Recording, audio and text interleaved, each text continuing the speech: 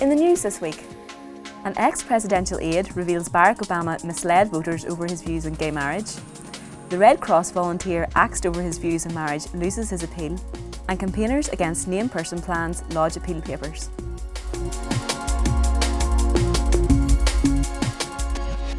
Hello and welcome to this week's news bulletin from the Christian Institute.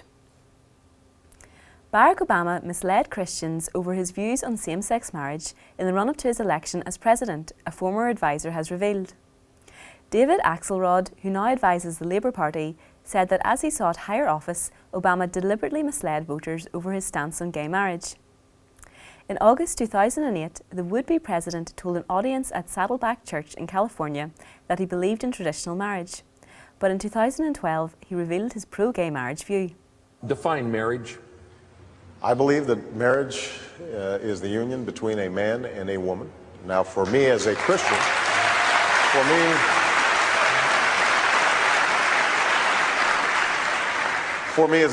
it's also a sacred union. For me personally, it is important for me to go ahead and affirm that I think same-sex couples should be able to get married. Axelrod's account has been challenged by President Obama.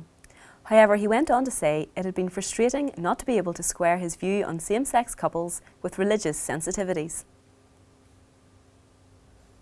The Red Cross volunteer axed for opposing the redefinition of marriage has lost his appeal against the decision.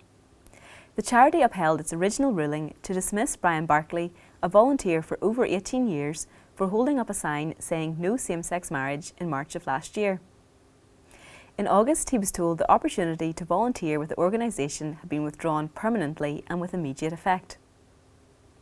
In its most recent letter, the charity apologised for taking so long to deal with Mr Barkley's case and for not following its own procedures, but refused to overturn the original decision. Coalition for Marriage, an umbrella group of traditional marriage supporters who have been backing Mr Barkley, responded to the decision. Well, of course, we're very disappointed by the Red Cross's decision to ignore the thousands of people who have asked it to reassess how they treat volunteers who believe in traditional marriage. Let's not forget that Mr Barkley did not identify himself in any way as a Red Cross volunteer when he held his sign. But now the Red Cross are claiming that his one-man protest somehow constitutes a political campaign. So we've written to Mike Adamson, the CEO of the British Red Cross, asking him whether he's now intending to dismiss the rest of his volunteers who express some sort of political opinion. This is a decision that should sound alarm bells for anyone working for the Red Cross who believes in freedom of speech, not least those who believe that marriage is between a man and a woman. Campaigners opposing the Scottish Government's named person plans have announced an appeal after a judge rejected their legal challenge last month. Judge Lord Pentland dismissed concerns about breaches of human rights and data protection laws following a 4-day judicial review in Edinburgh's Court of Session last year. But now 3 judges will be asked to reconsider the proposals after the Christian Institute, alongside other groups and concerned parents, formally lodged an appeal. The Scottish Government has issued detailed guidelines on how the scheme will work when it is implemented from August 2016. But this document has caused the No to Named Persons campaign group to raise further concerns. A No to NP spokesman said, "We are now more convinced than ever that this legislation is wrong for children, wrong for families and wrong for Scotland. We are confident that our grounds for appeal are strong and we have wonderful backing from ordinary mums and dads outraged by this imposition into their family lives." Abortion is safer than giving birth and is a normal part of life, according to a major provider of abortions in Britain. The controversial remarks were made by Jenny Bristow, the editor of Reproductive Review, a BPAS publication. She claimed it is inhumane to deny an abortion to a woman who wants one. Commenting on doctors' abortion decisions, she said that today a doctor would always be legally justified in authorising an abortion because abortion is generally safer than childbirth. Abortion today is safe, acceptable and a normal part of life. She also criticised plans from Fiona Bruce MP to curb the practice of sex-selective abortion.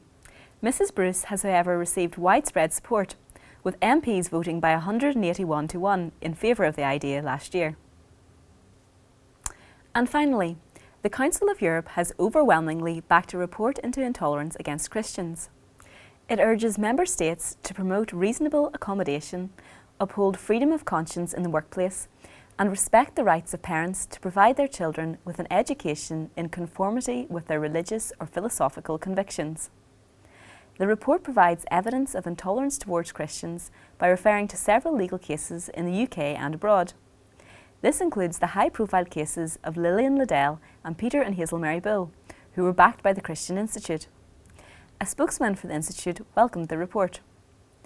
This report is timely given the increasing official intolerance shown towards mainstream Christian beliefs and the people that hold them. Reasonable accommodation of conscience is a protection long overdue, and we are delighted that the Council of Europe has recognised this. Well, that's all for this week. For regular updates and information on all of our stories, plus much more, visit our website at christian.org.uk. Until next time, goodbye.